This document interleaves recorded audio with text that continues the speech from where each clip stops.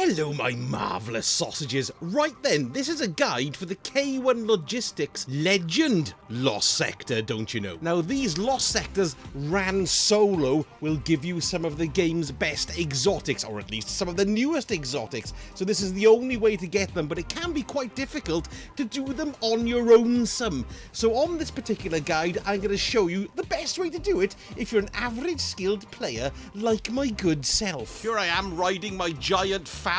So let's go and have a look at what it's got. We'll find a flag to start it, by the way, just outside the Lost Sector here. If you can see me just idioting about. There we go. There's the flag there. Now the flag does give you a rough breakdown of what the modifiers are, but if you do go into the Lost Sector itself, you can get a more detailed view. So we've got Hot Knife. That means the Shanks have got solar shields. Try saying that when you've had a few swift ones. The champions are fallen, as we know, so it's barrier and overload champions.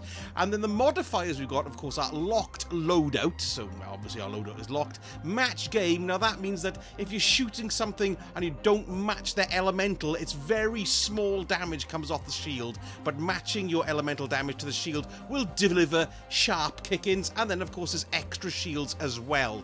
You've got the memory of a haunted dream. Incoming void and aerial damage is increased, but this is good. Forlorn miasma, 50% void damage dealt and received. So yeah, you get a kicking back, but you don't have to dish it out as well, which is why my royal entry has come in very, very handy, the rocket launcher. And then, of course, you've got limited revives. You know you get one extra revive per champion what you kill. Okay, so as for my loadout, I'm using my Titan today because for some reason he's overtaken my Warlock, but there we go. Now I've gone with the Sentinel because of the void element, the increase of 50% damage. So I've gone for the suppressor grenade and the strafe lift, and I've gone for the barricade, the towering barricade. That's irrelevant. But what I really wanted to pick was the second shield, so gain an additional 3 shield throw charge, which is incredibly handy and makes you feel a bit like Captain America. Now then, as far as weapons are concerned, I've gone for the sniper rifle, the Long Shadow. It's got an explosive payload on it.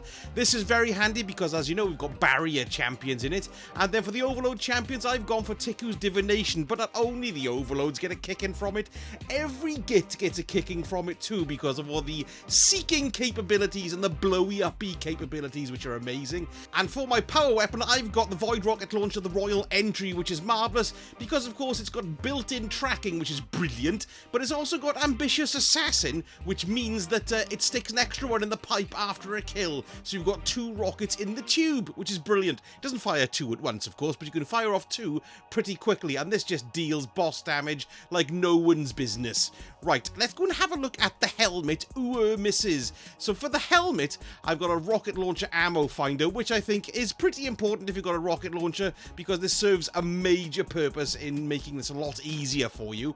And then I've also got scout and sniper rifle targeting because I've got me sniper there as well. But what I'm going to be doing is I want to create some war mine cells. Now you can only create war mine cells without serif weapons if you put this mod on it. This is called the Wrath of Rasputin. So any solar splash damage, which of course comes from the Tiku's Divination when they explode, has a chance to create a war mine cell. And I'll show you in a moment exactly how I've got my setup to use those war mine cells. I've got my Doomfang pauldrons on to improve my void melee kill, and you get more super energy from void melee kills when you activated your super, which is marvellous. And then I've got, of course, got bow overload, and I've got anti-barrier sniper rifle. I find that deals so much more kick-ins than the scout rifle. It just takes it out so much easier. And then, of course, I've stuck on the war mine longevity even, which means your cells last longer, so you can do extra things to them.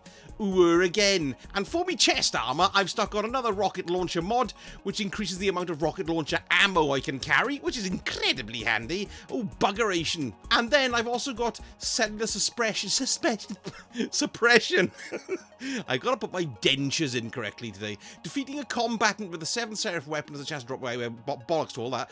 Damaging a war mine cell creates a burst of suppressing void energy. Additionally, you deal less damage to war mine cells. So basically what that means is a suppression field comes out and is very, very handy. And then I've got the power of Rasputin whacked in me boots here. I haven't put anything extra on here, really. I could have put the rocket launcher mod in, get bonus reserves when you pick up ammo. In fact, that's a good thing to do. Do that. I haven't done that on my run. I had no problem not doing it. it, and I had no ammo problems either. But that is a good mod because we're running a rocket launcher. And not only that, I got the power of Rasputin, so you gain a bonus to weapon damage against enemies that are near war mine cells, as you're going to be shooting people in the face. That's very handy, and creating cells. And then on my doodah down here, I've got war mines protection, which actually comes in quite handy. You take reduced damage from enemies that are near war mine cells. So everything here is just set up for you to reduce and deal more damage and suppression, which is really, really handy. Now, I am 1301 power, which ain't too bad, but you've got to remember I'm getting +9 from my artifact, so that means I'm technically 1292. That's neither here nor there, but you know, it's worth pointing out. Okay, so let's get into the Lost Sector itself. I'm going to give you a bit of a walkthrough here of the different stages that you need to watch out for. So for this first section, we've got some of those really annoying marauders there, and you've got this network of mines. Just take them out as normal. Now, this first part, for some reason, I find one of the most difficult, because I get caught in loads of crossfire, because you've got those dregs and you've got a captain over there, and then of course you've got the servitor, the barrier servitor too, and he keeps on shielding all those vandals, and you do get more marauders who invisibly wander up to you and kick your ass, which is going to happen to me very shortly. But my royal entry here was incredibly helpful, because you just lock on to the older servitor, take him out, then when they take a certain amount of damage, they fling their shield up, negate the shield with the sniper rifle, I flick back to my rocket launcher, and that took it out. And there we go, look, there's the marauders killing me. That's what happens. I'm impatient, you see. Don't be impatient like me. Make sure you take out all the baddies that can come and sneak up your ass again before you start shooting the servitor. Now, the other thing which can be a bit of a problem is the captain that's at this particular point, because it has an arc shield, and we haven't got any arc weapons in our loadout. Now, there's a couple of captains throughout the Lost Sector who are a pain in the ass, but because we've got the extra rocket capabilities, I just simply use my royal entry to take the bugger swine out. Okay, so the next room you can see we've got just up ahead there, and there are vandals and dregs shooting you, so make sure you clear them out first before you make your way up the staircase. Now, in this room, you're going to have a barrier servitor, and we've also got an overload captain as well, who are, of course, pains in the backside. You've got some tracer shanks that you can take out. Ooh, nice war mine cell that drops there. Make sure to shoot your war mine cells to activate the suppression. You've got the exploder shanks too. Be careful, because they can flank you and come around the outside and blow you up. We've got 3 revives at the moment because I lost a life earlier taking out that bloody server. There we go, you see, and then I lost another one. You've got to be very careful with these swines. I found this encounter kind of follows a similar kind of cadence each time you do it. You've got the Overlord champion who's standing right up there at the back, and you've got the servitor who is actually on the bottom part of the floor there. So the first thing that you need to do, of course, is get your royal entry rocket launcher out and shoot him in the face. Flick to your sniper, take the shield down that pop up, thusly, and then flick back to your rocket launcher. Ooh, you've got to reload. Hopefully, he's not going to charge back up. There we go, lock on. Pachoom! Right, that's good. We've got a revive back there as well. Now, as for the overload captain up the back, you need to make your way right up to the end of this platform here. Use your Tiku's divination to take out any stragglers, mop them up as it were, and of course you can have a nice wodge of ammo that they're dropping at the bottom there as well. So stock up there before you go through to the next area. Now, it's an overload captain, and I've managed to shoot him through the doorway here a few times. You need to get him staggered before you start emptying some rockets into his chops. So you just got to hopefully get him framed in the doorway. He will come out eventually if you start shooting him. There we go, he's down there. Rocket launcher out. Boom. Go back in with your Tiku's divination. Another thing to think of as well is if you get a finisher available, go in and take them out with the finisher, because it happens so much quicker. On the other hand, you can just finish them off with your Tiku's divination, like this. No, I'm going to run in and overshoot him in the face. Have that, scumbag. Eat Titan forehead. Right, we're moving through now to the final area. This part here, we've got another overload champion who's a bit of a pain, but your Tiku's divination will sort them out nicely. You've also got a few dregs here as well. Some nice splash damage, a nice chance for some war mine cells to spawn here. There you go, there's the overload captain. The glow around him is the war mine cell. It means he's in range of the war mine cell, but unfortunately he's blocking it, so I can't shoot it. The pain in the backside. There we go. Royal entry right up his rear entry. That sorted him out. Now we've got the final main boss in this room here. There's 3 dregs just standing by the doorway. Don't get surprised by them. And now out here we've got the main boss in the center. We've got a barrier servitor, who's the first thing that we need to take out here. So it's royal entry right in the eye. The third eye. There you go. Right in the eye there. And of course finish off the barrier with your sniper if you can.